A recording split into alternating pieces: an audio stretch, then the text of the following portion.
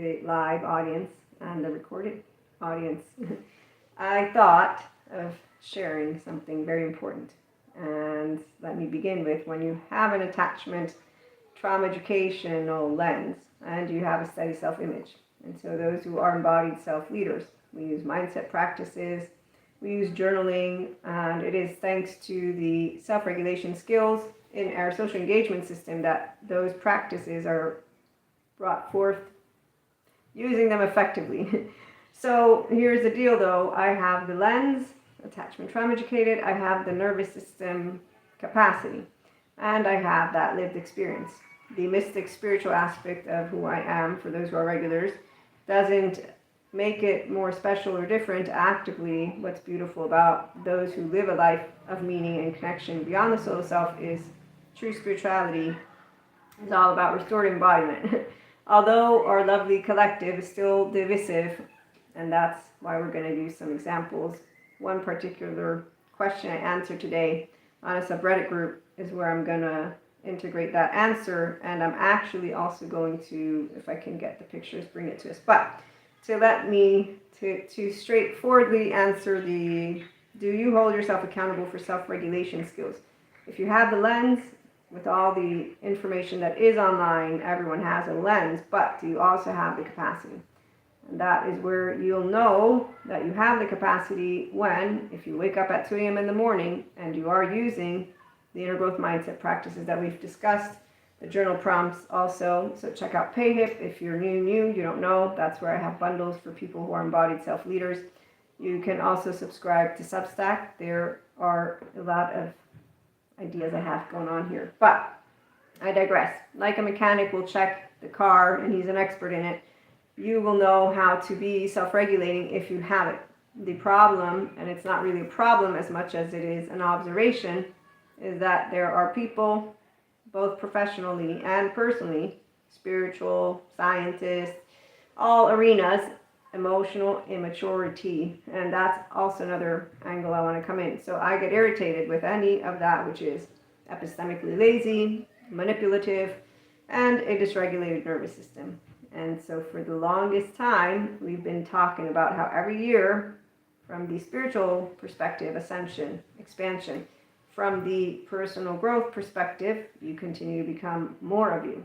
Okay, so as I organize the content and as we wait for others to join us, holding oneself accountable for self-regulation can only happen if you know self-regulation. I know self-regulation. So my attachment trauma educational lens comes because I support, as a mentor, content creator, podcast host, people who want to use effectively the mindset practices, not only the inner growth ones, but also the journal prompts, both on my PayHip store, in Substack, but also out there in the world, because there's plenty of more individuals who support people with the same type of practices.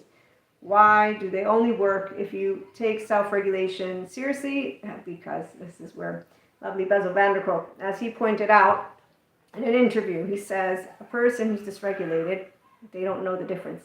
I've noticed as an observer of a number of individuals who lack steady self-image, they lack wholeness, they lack personal responsibility of their own nervous system, and they only have words in their mouth. So yeah, I have not only words, I have educational certificates.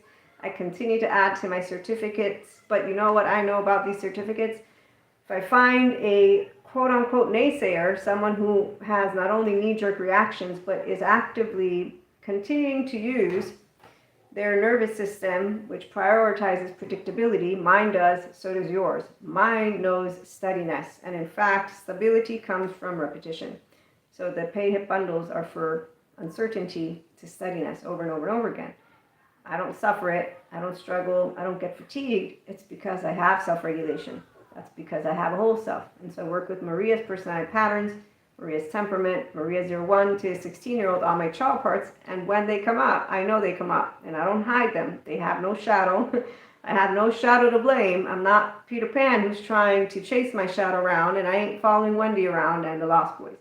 Okay, so as I interact with a lovely community, not only new, but also those who are regulars, what have I noticed since the full moon? We've been talking about this because every time we have a full moon, a new moon, and astrological events, 5D mystic here, you can call me woo-woo pseudoscience, that's exactly where I'm like, I know what those means, those words, but you better bet that spirituality wasn't off about how we achieve our restorative embodiment, meaning our ventral vagal state.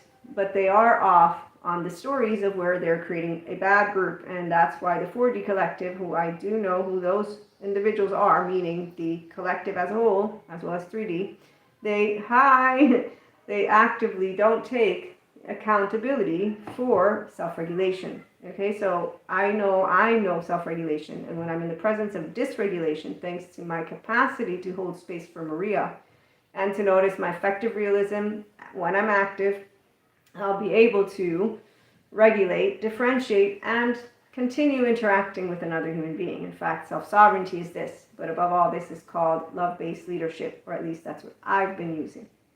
Fear-based leadership, which irritates me, those human beings, they may have all the pedestals that people would put them on, and they will even continue to think they're on the right side.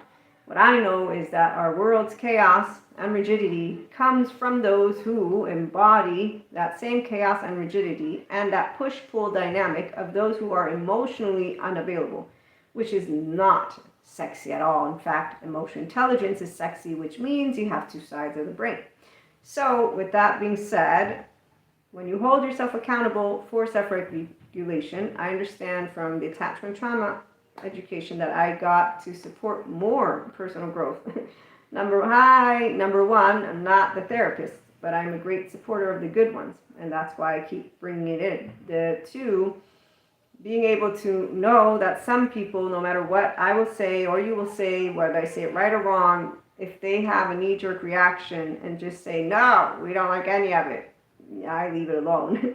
But I do like to try to become more effective in interacting with the community. So number one, if you do mindset practices and journal prompts, there's PayHip, that's where I sell bundles, and that's for you to continue interacting with your own self-reflective practices. And then Substack is an active community that we will grow over time, and obviously YouTube, but more to come as we do grow on Substack. And I like to make sure that we have the emotionally mature people around, since unfortunately social media, what I do notice is there's a lot of noise. I'm going to pause so I don't get too derailed, because I do want to use the example of this subreddit question that came across my subreddit group. It's for motivation, and I want to rephrase, or I'm going to pause and start over. So mindset practices only work effectively when you can self-regulate and you're accountable for it, because you're choosing to do that though. So you're okay with working with your child parts. You don't need to be reparented. You say, I can do better because I don't need to bring in my effective realism, my very strong emotions. I don't need to bring in my mannerisms that are from when I was a child, because you actively will be aware that it's a charge that's really distorting not only your perception, but what you're interacting with. The ones who say, but I want to, well, no. The ones who basically allow themselves to keep their self-righteous little frequency, I still have mine, I work with it. And I'm working with it because, number one, my community, but really, do you want to know who gave me the push? So as a mystic spiritual one, I know who gave me the push. We've talked about it. Thanks God. So God and I, we have a pact. I'm in communion. And I'm very sad that when I talk about my good Christian Catholic catechist's upbringing, that I get this from people. I'm sad because I am supported and comforted to this day by all that is. My faith doesn't have to be with religion in and of itself.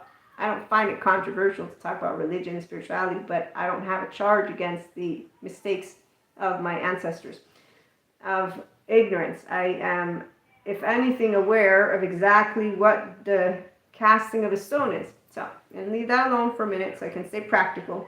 When you are able to self-regulate, the point is you don't pat yourself on the back, you don't validate your thoughts or what's going on. You allow yourself to sit in the middle, and with neutrality, you get to process the charges, which is what I'm also doing. So since the full moon, and as my community, and you also get to expand whatever it is that you have noticed. The beauty of being yourself is this, is you're like, this is where I'm growing. In my case, I'm learning how to say, yeah, I'm very irritated by every single bit of all emotionally immature people. They are only called leadership because they're a bunch of dysregulated people who follow their mannerisms, but that's where there's so many of the different ones who want to be up in charges. That's why I call them Peter Pan and the Lost Boys.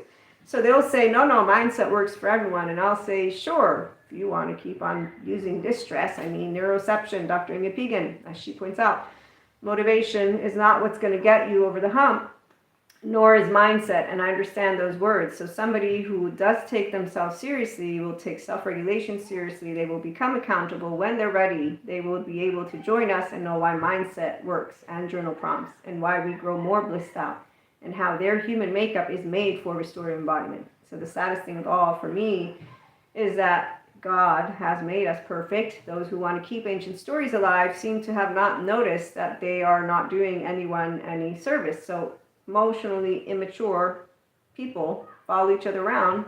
They create weak ones. It's not monsters. Actively people who validate their charges don't expand their window welcome to their own self. But I say that from a body that knows self-regulation. So I am aware that I know how easy it is to stay in this body in stillness. While, as Stephen Porges points out, stillness freaks the bejesus out of someone who doesn't have it because it was unsafe. And so the part about accountability and self-regulation, we can do what we can do to continue growing into more integrated brains, into blissed out states. Embodied self-leaders, welcome aboard. And so mindset works for us. Those practices and those journal prompts, check out PayHip. And please do join us on Substack so that we can continue that conversation. Let me continue with the example of this lovely subreddit question. Okay, so I hold myself accountable.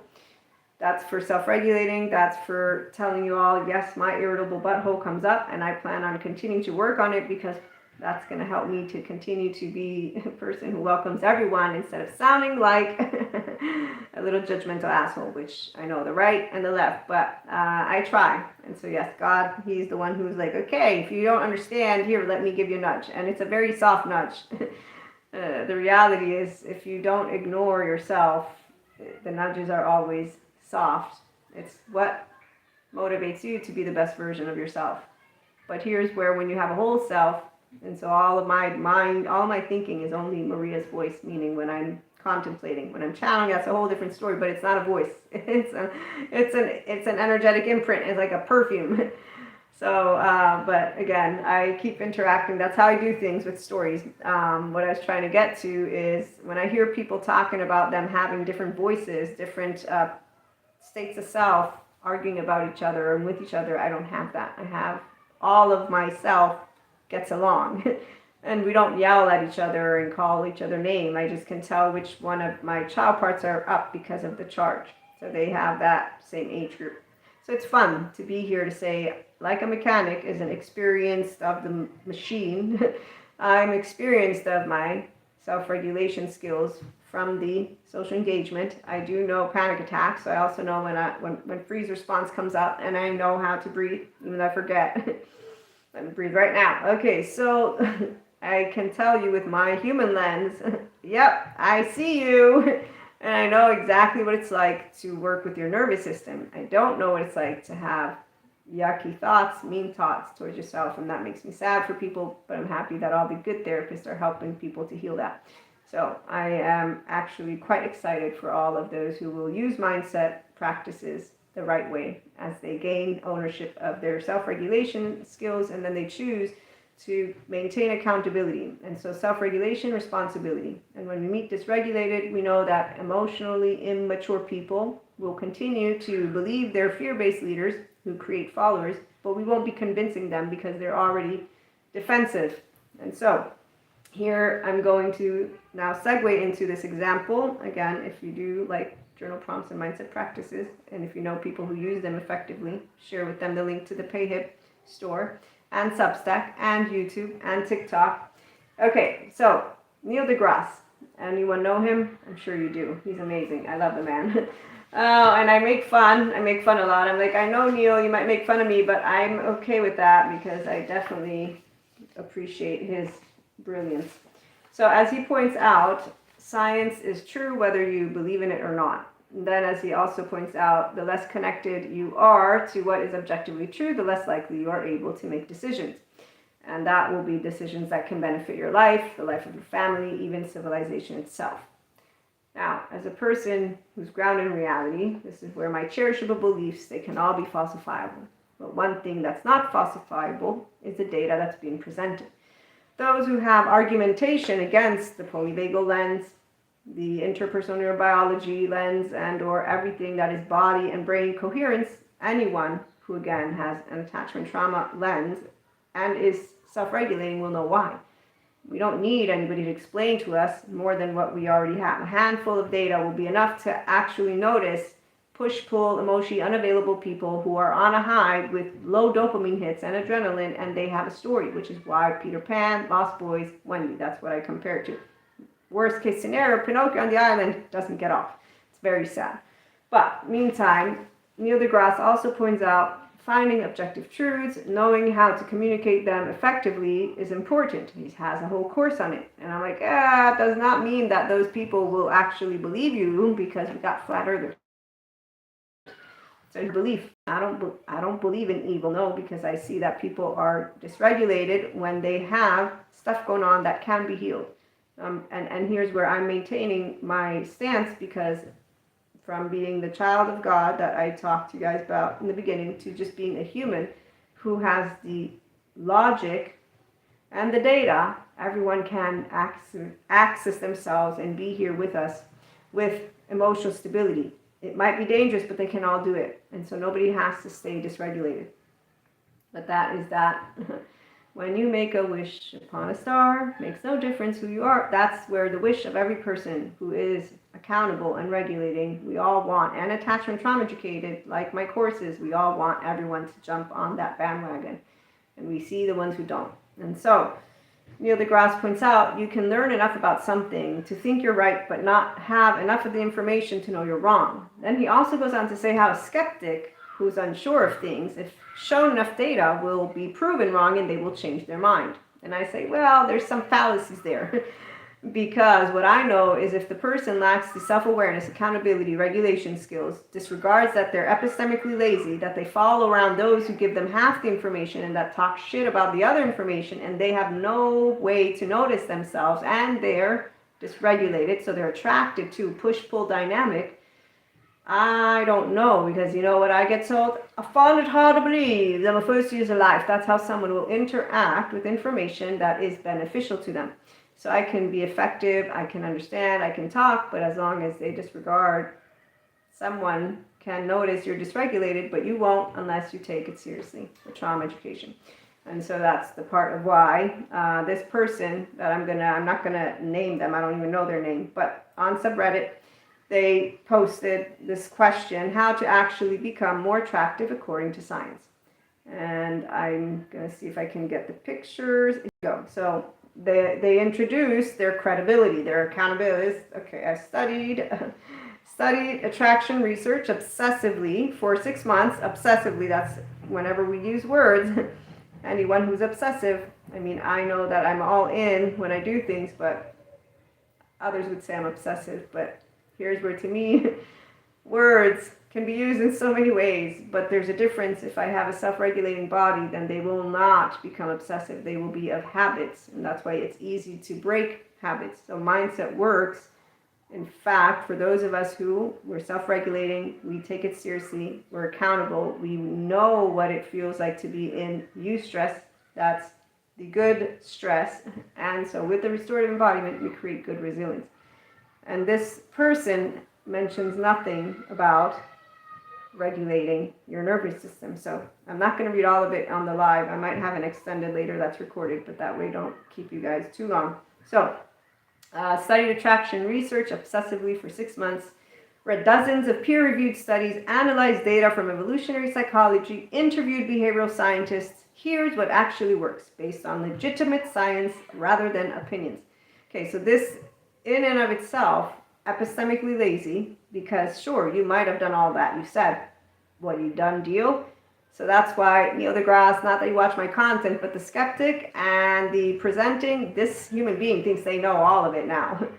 And so the only way they could actually notice, oh no, I missed out on something, is if they took the attachment trauma lens seriously and then actually went on the journey. And I'm only saying that because in none of this do they have this peripheral view of what is the foundation.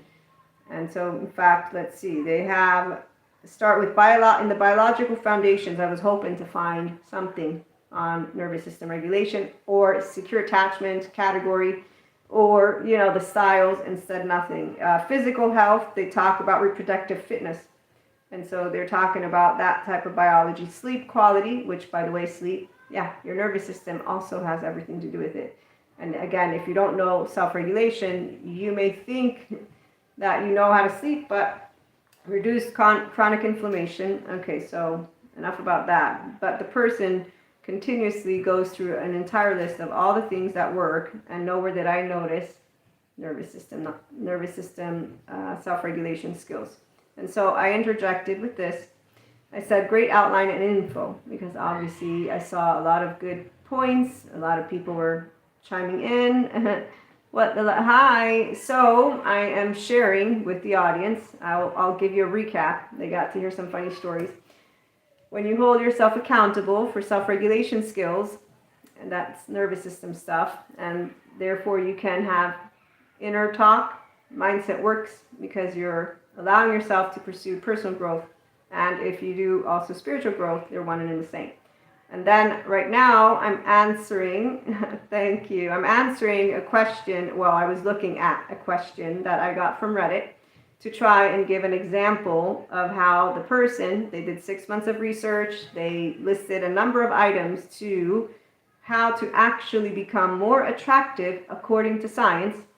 And I was also explaining this is what an epistemically lazy person, meaning somebody who thinks now they have all the answers but hasn't recognized that they can't. You can't physically in 6 months have all the answers to this attractive thing. At the same time, it's not about that as much as it is that the entire list, nowhere did I find self-regulation skills, child parts, nowhere did I find your basic, what you're made of.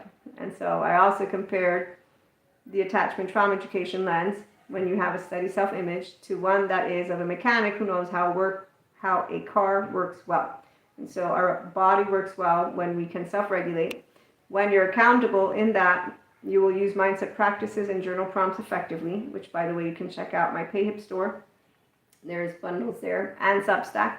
And so as I read through some of those examples and what they were saying, I went ahead to try and answer also here what I said. I said great info and great outline. I wanted to add something I noticed wasn't in the list of things. Self-regulation skills to access our social engagement system and anchor in ventral energy. And so here's where this is very important when you are using mindset, because if you're not able, when you're activated to do this, I've had plenty of practice during panic attacks, for example, then you're not going to process the charges and allow that release to take place. Now, some people, when they're dysregulated, a therapist, a good therapist, is good for them because of wanting to bilateral, vertical, thank you. So the importance of your embodied brain. And that's the part of why I'm like, okay, attractive. So you're talking to me about surface level. You're not talking to me about the inner world. And the reality is, with self-regulation skills and access to your social engagement system, now when you get stressed, so for me, I can use eustress versus distress. So I bring in, by the way, a lot of different information because I have attachment trauma educational courses I take. And when I get objections by people, I'm not upset about it. I will usually just leave it alone, but I'm trying to create awareness in a number of ways because also I'm spiritual. You might not have heard that part. And so between channels and downloads, but also the entire spiritual bypassing community and somatic bypassing community, they keep the stories with energy vampires, dark auras. They keep the stories of demons and devils. They keep the stories, reprogram your subconscious. They keep a number of stories which aren't going to bring you to be self-regulating the way that I'm presenting. And so the person doesn't seem to be aware that all of what they researched, great, but if at the bottom you're still using distress because you're not able to self-regulate, you're not able to process your charges in your prefrontal when I do this I will have processed charges during my panic attacks because I didn't go into one clinical dissociation. I never lost my cool when I've had channels, downloads. I didn't start talking about people in certain ways. I've had people in my energy sphere, and it's not in any way, shape, or form overwhelming, but that's because I haven't integrated bilateral vertical overall brain. So by self-regulating, having a whole self, and this is the part of where I'm realizing just how many people out there don't seem to have a whole self, or maybe it's just the eyes of Maria that end up spotting the ones who are still dysregulated, which could be because, our brain spots that which is of danger to us. And it also spots that which is in need of help from us. And so, but you can't help someone who won't want to help themselves, which is the part of why I chimed in by saying, thank you so much for all this research you did. It was really great, but hey, FYI, it wasn't but, it was FYI, I didn't see self-regulation skills, so let me tell you about it. And this is where I said in restorative embodiment, we get to use eustress instead of distress when activated, which means we grow good resilience. And so this is the difference. If a dysregulated person is working with mindset, as Dr. Inga Pegan points out, she has the Biology of Podcast, I've mentioned her before, she'll say there's bad resilience, and that's actually bad resilience because if you're still in a hypervigilant mode, you're not going to be doing good by you because you're using, yes, your thoughts, but your body is still dysregulated. And so the part about growing emotion intelligence, embodied self-leadership, these are aspects that I know of. Some people, what they will begin with once they're self-regulating is, I take accountability to be myself under pressure. I use a number of tools, such as mindset practices, such as journal prompts, a community that holds me accountable for my effective realism. So, hey, are you a bit charged? What's going on? And talking about it. But the person is the one who can choose, I want to become a mature, emotionally speaking version of myself. And so I like to be a functional inner child adult. I don't want to bring into the room that which is my immature charges, not because I can't, but because I don't want to lead with them. And so here's where what motivates you to do personal growth. If someone's motivated by being self-regulating, responsible, then they're going to notice. And they're going to continue to bring forth the ventral vagal state, which, by the way, is our ease. And that's where Dr. Daniel Siegel calls it we. It's a me plus a we, and we're always connected, which is amazing. So the impact of someone who can have restored embodiment and can use mindset effectively, thanks to a whole self, and thanks to holding ourselves accountable for that self-regulation in our ventral vagal state. And I do this because it's it's like a little rubber band. You expand your window of tolerance, and as you practice it, curiosity becomes your go-to. When you're irritated, you're like, okay, what can I do to work with it? You're not blocked from anything specifically, and so you are able to, with a steady, empowered presence, not only fill in a room, but also have fun in the room. It's not only attractive, in fact, emotion intelligence is quite sexy. So is anyone who's truly confident, and it's also healthy. And so with that, as we conclude, although I jumped around as I usually do, that's my habit, I'm pretty sure I'm doing better. 1, 2, 3s, here's what we're going to look at. 4, 5, 6, and I only say better because I know some of you don't know me, and I keep forgetting that. And so holding yourself accountable, that's very important. Being able to self-regulate even more, and when you are in that state of ease with yourself, you'll always use mindset practices and journal prompts effectively. And what we then can bring to the room is an energy that allows those who are in need of rest to rest. Those who will disregard that they're doing bad resilience will continue to do so. It's not a bad team. It's an emotionally immature team who was set up to fail in their beginning, and they are refusing to notice that we can respect our ancestors, and that involves also our entire family. And so we don't need to be pointing fingers when we think of that which is dysregulation. We can understand a third attunement, repairing ruptures, is what is ideal for the infant, but also we just recently have all this information to the point of where it's trending, which is why I'm trying to create awareness in the subreddit groups of, okay, let's talk about nervous system. Some people get bored with it of my immediate circle, but I'm like, but that's what we're made of. It's like the engine of the car. If you don't know how to use it right, you're in overdrive without knowing it. And even though you'll still live life, because there's plenty of people, they're not familiar or comfortable with groundedness, not familiar or comfortable with that which is connectedness, because this is vulnerable and that's uncomfortable. They're also not familiar with their present. That doesn't make them not capable to do it. That's how I'm going to do it. But I will leave you with a question from my journal prompts. That way you can get curious to check out PayHip and Substack and join us. And just because I love this one's one of my favorites.